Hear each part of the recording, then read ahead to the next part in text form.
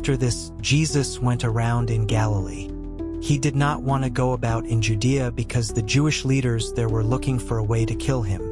But when the Jewish festival of tabernacles was near, Jesus' brothers said to him, "Leave Galilee and go to Judea, so that your disciples there may see the works you do. No one who wants to become a public figure acts in secret. Since you are doing these things, show yourself to the world." For even his own brothers did not believe in him. Therefore Jesus told them, "My time is not yet here. For you any time will do. The world cannot hate you, but it hates me because I testify that its works are evil. You go to the festival. I am not going up to this festival, because my time has not yet fully come." After he had said this, he stayed in Galilee. However, after his brothers had left for the festival, he went also, not publicly, but in secret. Now at the festival the Jewish leaders were watching for Jesus and asking, "Where is he?" Among the crowds there was widespread whispering about him. Some said, "He is a good man." Others replied, "No, he deceives the people." But no one would say anything publicly about him for fear of the leaders. Not until halfway through the festival did Jesus go up to the temple courts and begin to teach. The Jews there were amazed and asked, "How did this man get such learning without having been taught?" Jesus answered, "My teaching is not my own. It comes from the one who sent me. Anyone who chooses to do the will of God will find out whether my teaching comes from God or whether I speak on my own. Whoever speaks on their own does so to gain personal glory. But he who seeks the glory of the one who sent him is a man of truth. There is nothing false about him. Has not Moses given you the law? Yet not one of you keeps the law. Why are you trying to kill me? You are demon-possessed." The crowd answered, "Who is trying to kill you?" Jesus said to them, "I did one miracle, and you are all amazed. Yet, because Moses gave you circumcision, though actually it did not come from Moses but from the patriarchs, you circumcised a boy on the Sabbath. Now if a boy can be circumcised on the Sabbath so that the law of Moses may not be broken, why are you angry with me for healing a man's whole body on the Sabbath? Stop judging by mere appearances, but instead judge correctly." At that point some of the people of Jerusalem began to ask, "Isn't this the man they are trying to kill?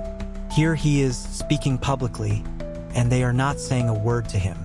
Have the authorities really concluded that he is the Messiah? But we know where this man is from. When the Messiah comes, no one will know where he is from."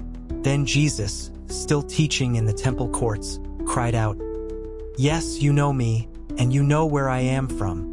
I am not here on my own authority, but he who sent me is true.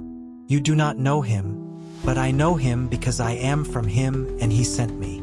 At this they tried to seize him, but no one laid a hand on him, because his hour had not yet come. Still, many in the crowd believed in him. They said, "When the Messiah comes, will he perform more signs than this man?" The Pharisees heard the crowd whispering such things about him. Then the chief priests and the Pharisees sent temple guards to arrest him. Jesus said, "I am with you for only a short time, and then I am going to the one who sent me. You will look for me, but you will not find me, and where I am, you cannot come." The Jews said to one another, "Where does this man intend to go that we cannot find him? Will he go where our people live scattered among the Greeks, and teach the Greeks? What did he mean when he said, 'You will look for me, but you will not find me, and where I am, you cannot come'?"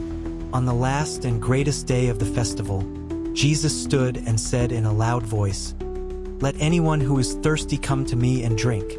Whoever believes in me, as Scripture has said, rivers of living water will flow from within them."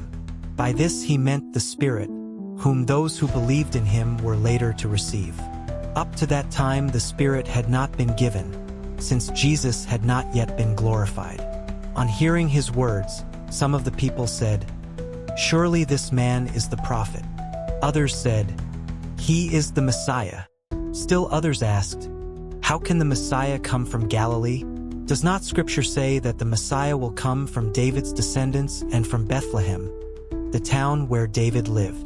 Thus the people were divided because of Jesus. Some wanted to seize him, but no one laid a hand on him. Finally, the temple guards went back to the chief priests and the Pharisees, who asked them, "Why didn't you bring him in? No one ever spoke the way this man does." The guards replied, "You mean he has deceived you also?" The Pharisees retorted, "Have any of the rulers or of the Pharisees believed in him? No, but this mob that knows nothing of the law, there is a curse on them." Nicodemus, who had gone to Jesus earlier and who was one of their own number, asked, "Does our law condemn a man without first hearing him to find out what he has been doing?" They replied, "Are you from Galilee too? Look into it, and you will find that a prophet does not come out of Galilee."